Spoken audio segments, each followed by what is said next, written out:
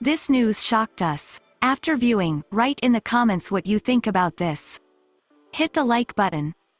If either Elizabeth Warren or Amy Klobuchar is going to win the 2020 Democratic U.S. presidential nomination, they will have to take down Pete Buttigieg to do it.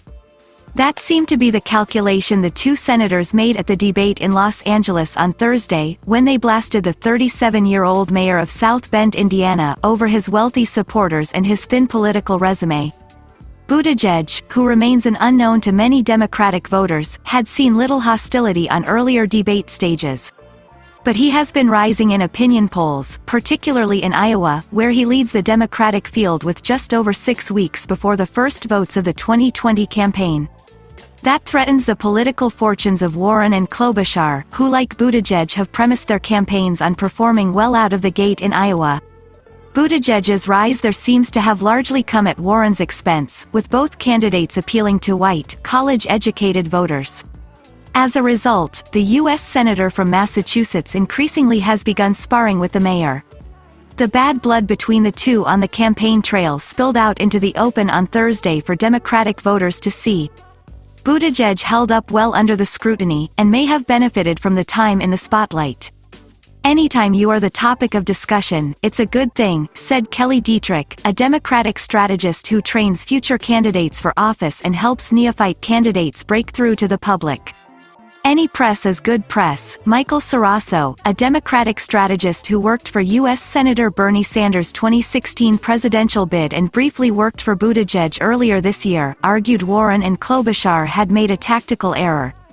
"His opponents are foolish to even give him the time of day," Sarasso said. "Ignore him, that's how you beat him." Buttigieg is a fundraising powerhouse, which has allowed him to build a campaign organization in Iowa that can compete with Warren's and that of her fellow progressive, Sanders.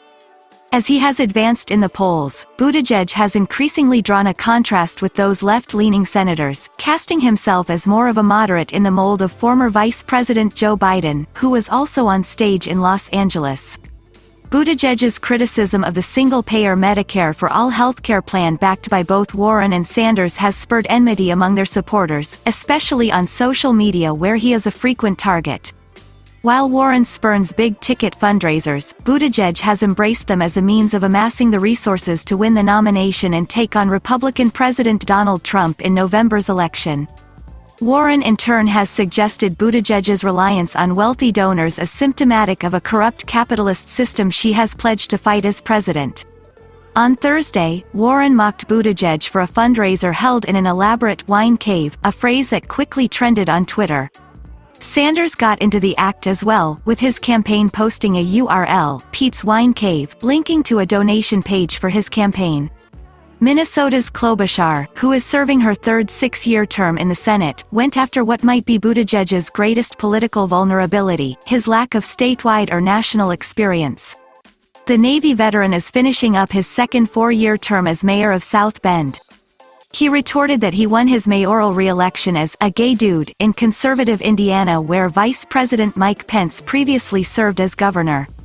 It remains to be seen whether Warren or Klobuchar will see a boost in the polls on a night when many viewers may have stayed away because of the holiday season or fatigue over watching coverage of Trump's impeachment this week. In earlier Democratic debates, conflict has not proven to go over well with voters. U.S. Senators Cory Booker of New Jersey and Kamala Harris of California and former Housing Secretary Julian Castro of Texas all seemed to suffer when they turned aggressive. Harris has left the campaign trail, and neither Booker nor Castro qualified for the stage on Thursday. That's not all. Here are other videos that will interest you. Subscribe to the channel, hit the like button,